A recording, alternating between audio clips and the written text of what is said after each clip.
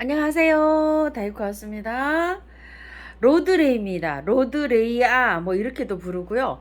이름은 홍분치라고도 합니다. 이게 겨울에요. 실제로 제가 핀 꽃을 본 적이 있어요. 영상에다 한번 담아드렸어요. 가격이 어마무시했습니다요. 한 10에서 한 20 정도 이렇게 갔습니다요. 키가 이거보다 한 줄기가 한 3배 정도 됐었고요. 꽃이 참 예쁘게 이렇게 왔었어요. 가격이 좀 비쌌는데 이렇게 저렴하게 나왔어요. 이렇게 6만 원. 그 가격에 비하면은 저렴하지만 가격이 엄청나게 세죠. 자, 요거는 꽃향기 야생화에서 제가 데리고 왔는데요. 구독자님을 아침 일찍인데도 만났는데 6만 원짜리가 요거보다 밥이 더 좋아요. 보통 뭐 2가지, 3가지 뭐 요렇게 해서 밥이 나와 있는데 요거는 외목대로 딸랑 요렇게 되어 있잖아요. 그냥 저 옆에가 하나도 없어요. 이게 이제 클 때 이제 요렇게 해서 좀 삽목을 좀 해서 요걸 자리를 옆에 요렇게 해서 격가지를 요렇게 좀 받아야 되겠죠. 그분 만났는데 요거를 사장님께서 저렴하게 주셔서 선물을 받았어요. 구독자님께. 그래서 제가 좀 저렴하게 요거를 사장님께서 주셔가지고 여러분께는 요거보다 더 좋은 게 갈 거예요. 그래서 거기에서 최고 못난이로 이렇게 하나 골라왔어요. 자, 키가 요게 조금 좀 있어요. 다른 거는 키가 또 요만큼 또 안 자랐고요. 밥은 좀 많고 또 요렇습니다. 그래도 그런 게 좋잖아요. 그죠? 이건 멀대처럼 이렇게 키만 삐죽해서 이렇게 자라 있어요. 자, 저는 요거를 요거 이제 요렇게 키워서 요거를 이제 삽목을 할 예정이에요. 꽃 한번 보실게요. 꽃이 요렇게 예쁘게 보여. 꽃 피는 요 하영을 조금 좀 봐주세요. 자, 요렇게 밑에서 찍은 사진이에요. 요거를 잘 봐주세요. 이게 꽃몽울이에요. 이게요. 요걸 잘 봐주세요. 자, 꽃은 이제 요렇게 핍니다. 그러니까 요렇게 피는데요. 자, 여기 실물을 한번 보실게요. 그 아까 꽃몽울이 생기는 거 보죠. 요게 꽃몽울이에요. 요렇게.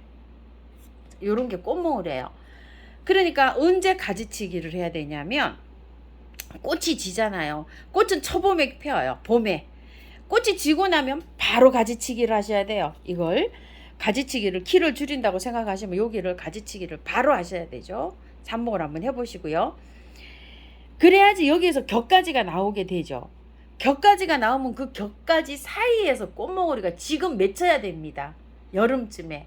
그러니까 초봄에 이게 3월, 4월 베란다에서는 꽃이 핀다고 해요. 보면은 어떤 분들은 따뜻해가지고 2월 달에 꽃이 폈다고 하시는 분도 계세요. 그럼 꽃이 지잖아요. 그러면은 바로 그냥 가지치기를 바로 해야지.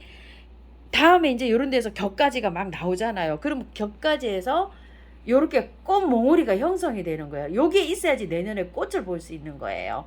이해가 가시죠? 이렇게요. 동백도 가지치기를 꽃 찌자마자 바로 해가지고 봄에 요렇게 꽃눈이 생기는 거예요. 요것도 그러지 않나 싶어요. 자세하게 나와 있는 게 하나도 없어요. 자료가 아무것도 없어요. 판매하시는 분들도 그냥 판매를 하시고 보통 뭐 목대가 조금 있어서 수영에 갖춰지면 가격이 뭐 18만 원, 20만 원 막 이렇게 지금도 인터넷에서는 이렇게 되어 있어요. 그래서 가격이 이렇게 조금 좀 저렴한 반면에 생긴 건 잘생겼어요. 저는 이렇게 못난 걸 가져와서 이렇습니다. 양지에서 잘 자라고요. 반양지에서도 잘 자란다고 해요. 꽃몽우리가 이제 요렇게 맺혀서 이제 이게 생성이 되죠. 가을쯤 되면 이게 커진다고 해요. 커져가지고 굉장히 오랫동안 매달려 있다 그래요. 긴 기간 동안 매달려 있다가 개화를 한답니다. 자, 물주기는요, 겉흙이 마르면 듬뿍듬뿍 이렇게 주고 하면 되고요. 흙을요, 배수가 잘 되게 이렇게 선택해서 저는 해주려고 해요. 왜냐면 흙도 어떤 흙에서 잘 자란다 이런 게 나와 있는 게 하나도 없습니다. 그런데 이제 요거를 완성작을 만들어서 요렇게 한 거를 제가 흙을 살펴봤더니 야생토에다가 요렇게 심어가지고 완성작을 해서 뭐 20만 원, 28만 원 뭐 요렇게 나와 있더라고요. 그래서 완성작 그 사진을 제가 요렇게 검토해서 봤어요. 그런 거를 참고해서 분갈이를 해주려고 합니다. 자, 요거는요, 겨울에 추위에 약하기 때문에 영하로는 절대 떨어지면 안 되고요. 영상 5도를 이렇게 두시기를 두는 거를 추천한다고 이렇게 되어 있어요. 영하로 내려가면 안 된다고 해요. 추위에 약해가지고요. 그래서 뭐 한 7, 8도 이상 이렇게 두면 저처럼 제가 한 7도 이상으로 맞춰주잖아요. 단방을 해가지고 그렇게 맞춰주면 구정 세고 나면 얘가 2월, 3월 이렇게 꽃이 피는 경우가 일찍 핀다고도 해요. 자, 그렇게 해가지고 꽃이 개화가 된다고 합니다. 꽃향기에는 이게요, 수량이 많이 안 들어왔어요. 몇 개 들어왔냐면 10개 딱 들어왔는데, 그 중에 제가 하나 제일 못난이 이렇게 선물 받아서 골라왔어요. 사장님이 조금 좀 저렴하게 주셨어요. 그분들 아침에 이렇게 만나가지고, 아이고, 아침에 일찍도 오셨더라고요. 감사드립니다. 중부에 비가 많이 옵니다요. 비가 조금 덜 내릴 때 이용해서 분갈이 한번 해볼게요. 소음이 좀 있더라도 양해 좀 해주세요. 요 토동이 다육에서 가지고 온 이 향로 화분에다 입주를 시켜주려고 합니다.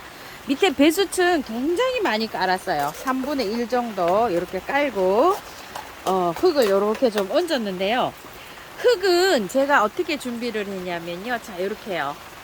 처음처럼 야생토 흙 40, 토동이 흙 40. 토동이에서 가지고 온 원바이오 있죠. 요게 숙성된 거라 그래서 숙성된 코코피드라 그래서 요렇게 해서 요즘 이제 요걸 좀 섞어서 사용합니다. 바특이 있으신 분들은 바특을 사용해 주세요. 나와서 이게 저기가 정확하게 나와 있는 것도 없고요. 야생화 키우시는 분 보니까요. 야생토에다가 100%에다 심으셨더라고요. 그래서 저도 그거를 참고를 조금 좀 하고 했는데, 토동이다의 크기에는 여러 가지가 좋은 게 많이 섞였잖아요. 이렇게 해서 키우니까 굉장히 하초가 잘 돼요. 그래서 흙냄새 맡으라고 흙도 20% 이렇게 넣어서 불어봤습니다. 계피가루를 조금 좀 넣었어요. 자, 이렇게 해서 비 오는 날 하면 또 하착이 잘 되거든요. 한번 빼볼게요.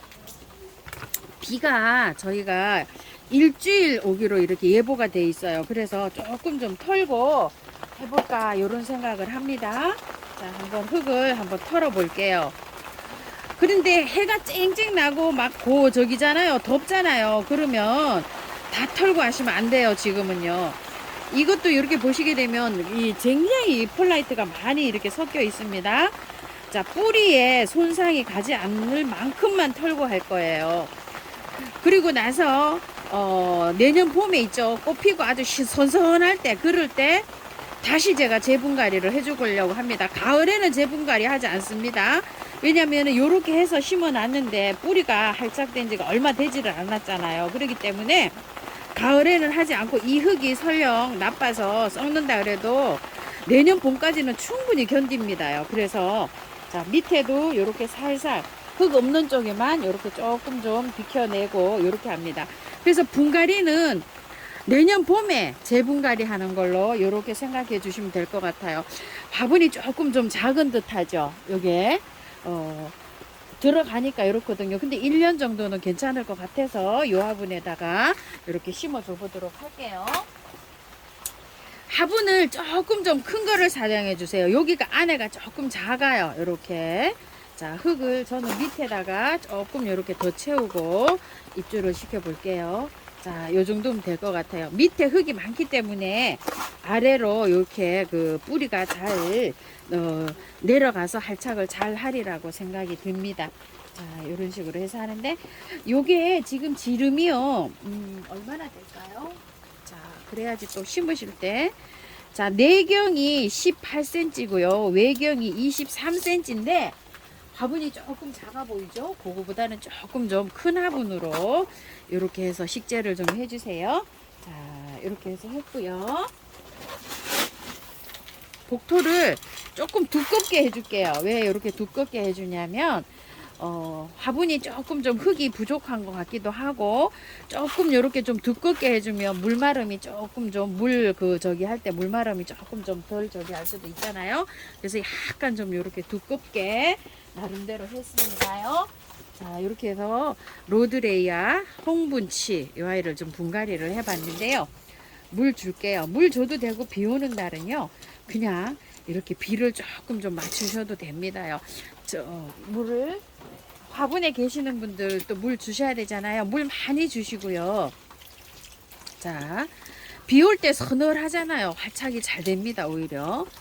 요렇게 물을 주시고요. 비 오는 동안에는 물을 안 줘도 되는데요. 물이 화분 속에 요렇게 정체돼 있는 것보다 그래도 매일 물을 한 번씩 한 3, 4일은 주시는 게 좋아요. 왜냐면 접시물로 이렇게 고인 물은 썩는다고 하잖아요. 요 화분 속에서도 그러는데 제가 분갈이를 해보면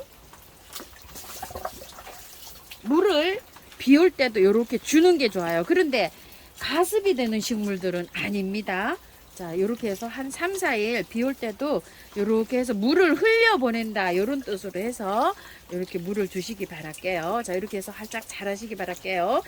흙을 많이 털지 않았기 때문에 몸살을 많이 하지 않을 거로 생각이 됩니다. 그래서 내년 봄에 이제 꽃 잘 보고 저도 조금 좀 큰 화분으로 이렇게 옮겨줄 생각입니다요. 참고하셔서요. 예쁘게 건강하게 잘 활짝시키시기 바랄게요. 감사합니다. 장마 때라 약간 좀 습이 저기 할 수가 있어요. 그래서 균이 조금 올 수가 있으니까 미르 몰약, 인트라, 파이코 이런 거 좀 넉넉하게 쳐주시고요. 자, 여기도 이렇게 줍니다. 감사합니다. 다이코였습니다.